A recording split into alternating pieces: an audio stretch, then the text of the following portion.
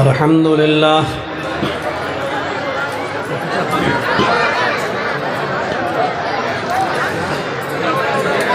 अल्हम्दुलिल्लाहि नहमदुहु व नस्तईनुहु व नस्तगफिरुह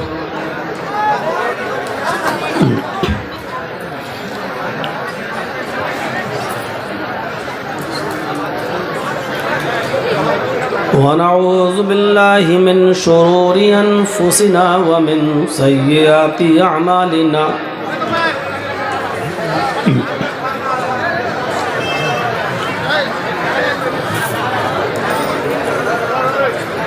मन यहदिल्लाहु फला मुज़िल्ल लहु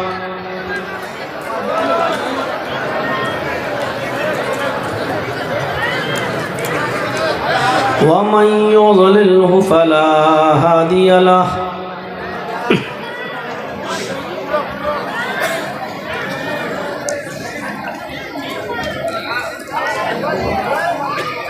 व अशहदु अल्ला इलाहा इल्लल्लाहु वहदहु ला शरीका लहु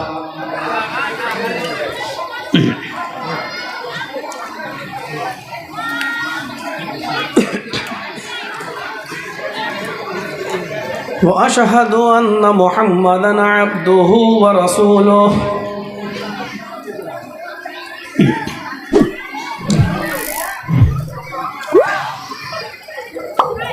अम्मा बाद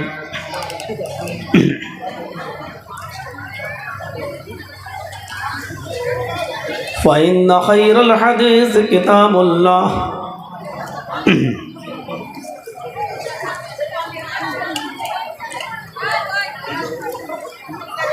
व खैरल हदी हदी मुहम्मदिन सल्लल्लाहु अलैहि वसल्लम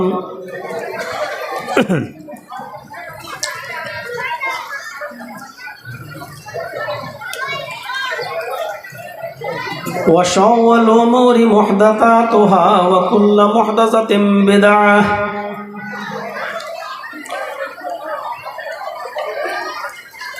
व कुल्लु बिदअतिन ज़लालह व कुल्लु ज़लालतिन फिन्नार।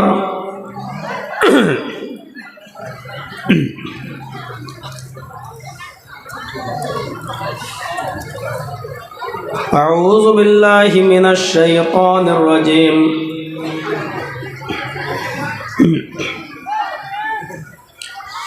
बिस्मिल्लाहिर रहमानिर रहीम।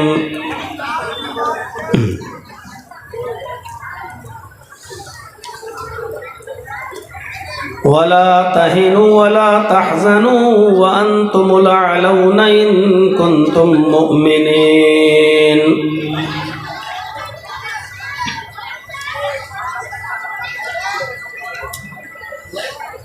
रब्बि इश्रह ली सदरी व यस्सिर ली अमरी वहलुल उक़दतम मिन लिसानी यफ़क़हू क़ौली।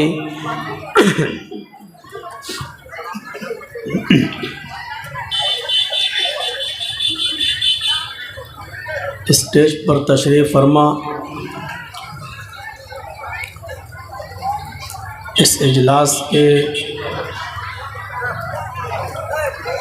सदर मुहतरम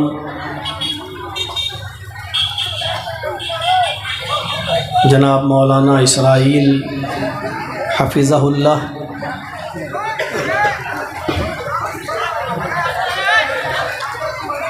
इस स्टेज पर बैठे हुए दीगर मुअज़्ज़ज़ और मुअक्कर उलमाए किराम,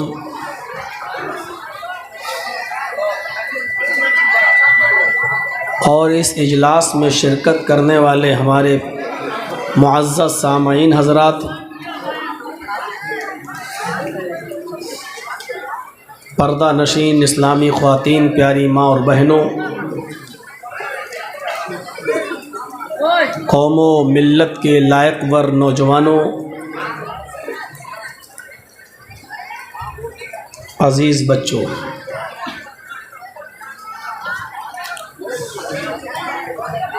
रात के 10:30 बजे तक आपने इस इजलास को बहुत ही अदब व एहतराम के साथ समाअत फरमाया है। मुख्तलिफ़ उलमाए किराम से उनके मुख्तलिफ़ उसलूब व लहजे में किताब व सुन्नत की बातें आपने सुनी हैं। मुख्तलिफ़ अनावीन पर उन्होंने आपके सामने अपनी बातें रखी हैं। अल्लाह से दुआ है कि इलाहुल आलमीन जो बातें कही जा चुकी हैं और जो बातें कही जा रही हैं, अल्लाह रब्बुल आलमीन हम कहने वालों को भी और सुनने वालों को भी अमल की पूरी पूरी तौफीक अता फरमाए।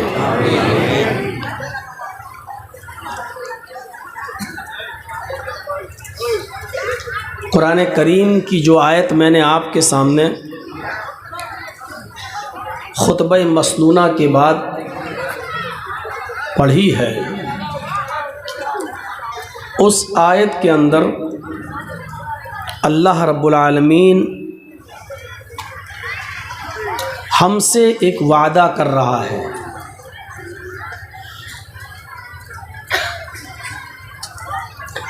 और वादा उसका ये है कि मुसलमानों, तुम्हें गम करने की ज़रूरत नहीं है, तुम्हें हरासा होने की ज़रूरत नहीं है, तुम्हें परेशान होने की ज़रूरत नहीं है, तुम्हें किसी भी चीज़ की फ़िक्र यानी चिंता करने की ज़रूरत नहीं है। हम इज़्ज़त तुम ही को देंगे, हम बुलंदी तुम ही को देंगे, हम तरक्की तुम ही को देंगे, हम तुम्हें सबसे ऊपर रखेंगे। इस वादे के साथ साथ उसने एक शर्त लगाई है, मगर मेरी शर्त ये है, इन कुंतुम मुमिनीन, अगर तुम मोमिन हो तो, अगर तुम्हारे अंदर ईमान है तो।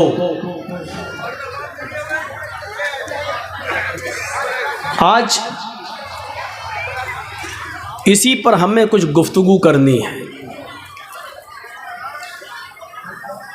हम इस आयत के पसे मंज़र में अपने हालात का जायज़ा लें।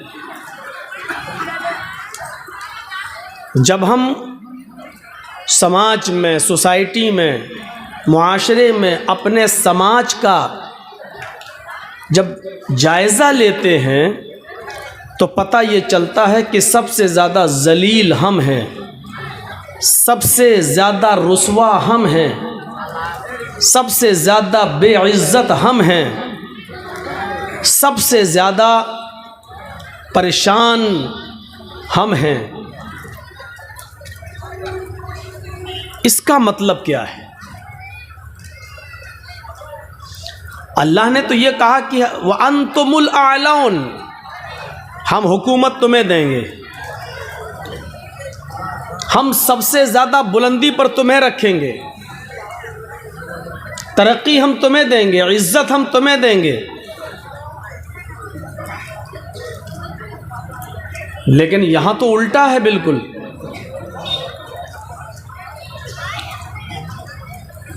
बिल्कुल उल्टा है। यहाँ हम सबसे ज़्यादा ज़लील हैं। हमने गौर नहीं किया अपने किरदार पर। हमें देखकर लोग इस्लाम की तरफ जुड़ते थे, आज हमें देखकर लोग ये महसूस करते हैं कि ये मुसलमान है।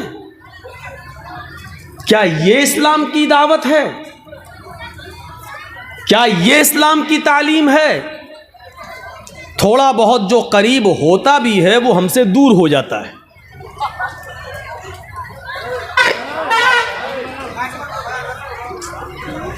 एक साइंटिस्ट ने कहा था कि मैंने दुनिया के अंदर जितने मज़ाहिब हैं, धर्म हैं, उनकी स्टडी मैंने की, उनको पढ़ा, उनका मुताला किया, तो सबसे अच्छा मज़हब मुझे इस्लाम नज़र आया। किताबों के आधार पर, धर्म ग्रंथों को पढ़ने के बाद, मज़हबी किताबों के पढ़ने के बाद सबसे अच्छा मज़हब हमें इस्लाम नज़र आया। फिर उसने पूरी दुनिया में जहाँ तक वो घूम सकता था, दौरा कर सकता था, ट्रेवल कर सकता था, उसने ट्रेवल करके देखा, उसने जायज़ा लेकर देखा कि इस्लाम के मानने वाले कैसे हैं। तो उसने बरजस्ता ये कहा कि जब मैंने किताबों को पढ़ा तो दुनिया का सबसे बेहतर मज़हब मुझे इस्लाम लगा, लेकिन जब मैंने दुनिया का दौरा किया तो मुझे बिगड़ी हुई कौमों में सबसे ज़्यादा बिगड़ी हुई और सबसे ज़्यादा बदकमाश कौम हमें मुसलमान नज़र आई। इस हकीकत का एतराफ़ हमें और आपको करना पड़ेगा। हमारा मज़हब सबसे अच्छा, लेकिन हमारा किरदार, हमारा अखलाक उस मज़हब की रोशनी में अमल करके होना क्या चाहिए था। लेकिन पूरी दुनिया में सबसे ज़्यादा बिगड़ा हुआ अगर कोई है तो वो मुसलमान। कभी हमने गौर किया इस बात पर?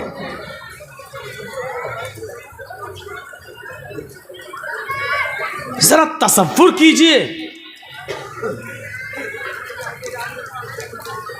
हम जायजा ले रहे हैं, हमें देखकर कौन हमारे करीब आएगा। मैंने शायद परसों मौज़मपुर के जलसे में एक मिसाल पेश की थी कि हमारी हालत बिल्कुल उस मरीज़ की तरह है जिसके दांत में बहुत दर्द था और वो एक डॉक्टर के पास गया। डॉक्टर ने कहा कि तुम्हारी दाढ़ खराब हो चुकी है, उसको उखाड़ा जाएगा, उसमें दवा भरी जाएगी। उसने कहा डॉक्टर साहब फीस क्या है? डॉक्टर ने कहा कि दांत देखने के बाद, दवा ववा सब बताने के बाद कि इतने की दवा आएगी, इतने दिन खाना पड़ेगी और फीस लेके सब 200 रुपये पड़ेंगे आप। उसने कहा ठीक है साहब, आप हमारी दाढ़ निकाल दीजिए। डॉक्टर ने पिलास लिया और उसकी दाढ़ को जब उखाड़ा तो वो इतनी तेज चिल्लाया, आह मर गया, दर्द से वो चिल्लाया।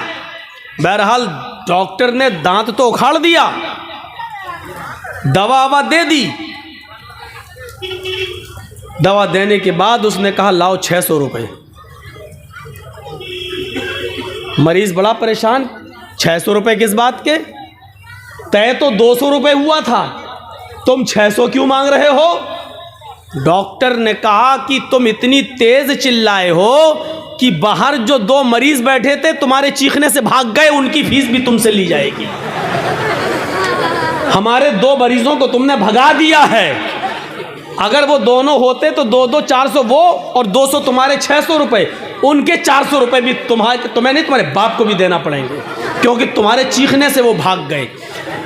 आज वही कंडीशन हमारी है। हम खुद तो ईमान के अंदर दाखिल नहीं हैं और हुलिया, शक्ल, सूरत, किरदार, अमल ऐसे हैं कि जो आना भी चाहता है इस्लाम की तरफ वो भी भाग रहा है। तो उनके इस्लाम से दूर होने का अजाब भी हमारे सर पर लादा जाएगा, क्योंकि हमारी वजह से वो इस्लाम से दूर हो रहा है, हमारी वजह से वो दूर हो रहा है। कौन जिम्मेदार है इसका? ये आज हमारा हाल हो गया है।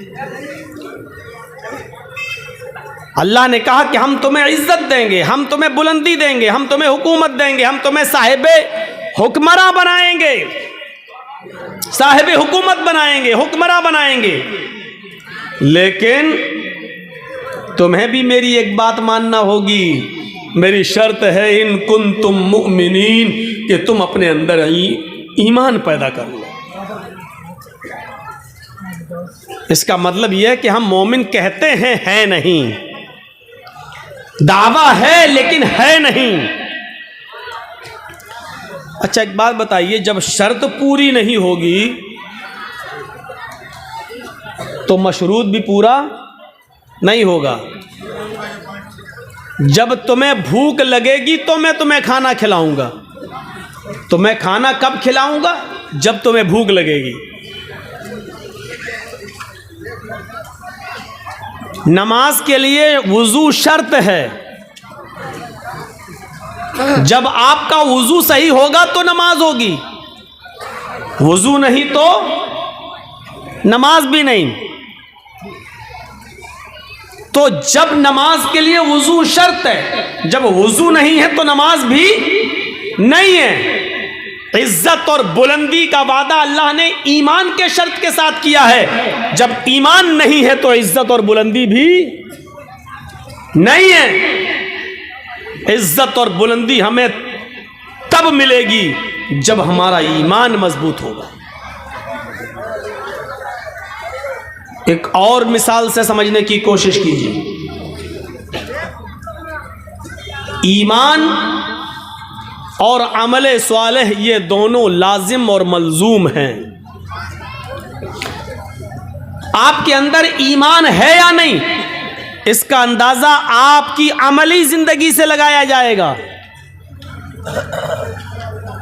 आपका अमल बताएगा कि आपके अंदर कितना ईमान है। अगर अमल अच्छा नहीं तो ईमान भी नहीं। ईमान होगा तो अमल होगा, अमल अच्छा होगा तो ईमान होगा। ईमान और अमले स्वालेह लाजिमो मलजूम है।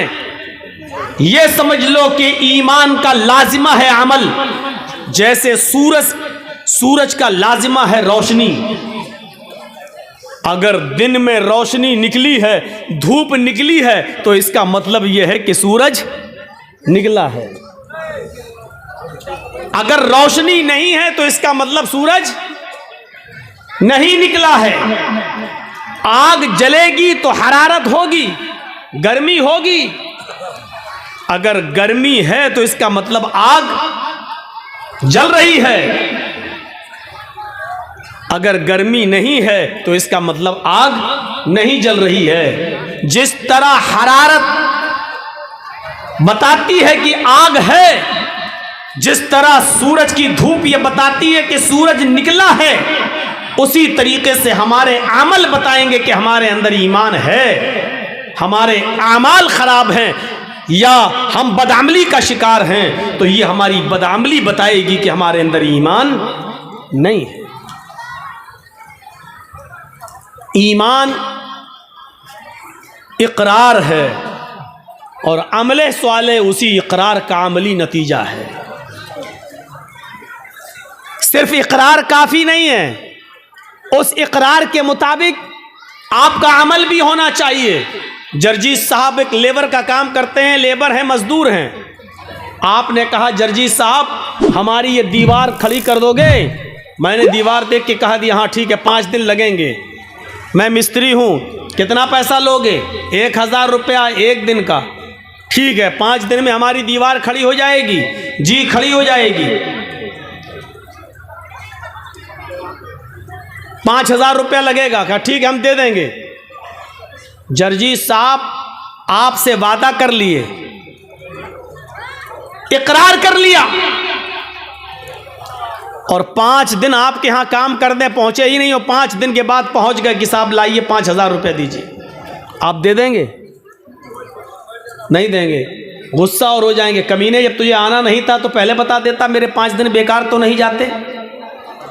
ओ वो सब हमें नहीं सुनना है, आप हमें 5000 रुपये दीजिए। आपने वादा किया था कि हम 5 दिन के बाद 5000 रुपये देंगे। वो आदमी कहेगा पागल हो क्या, रांची के पागल खाने में भर्ती करूं तुम्हें क्या? अरे मैंने इकरार किया था कि तुम्हें 5000 रुपये दूंगा, तो तुमने भी वादा किया था कि 5 दिन में हम तुम्हारी दीवार बना देंगे। तुमने दीवार बनाई? जब तुमने दीवार नहीं बनाई तो हम तुम्हें पैसा कैसे दें?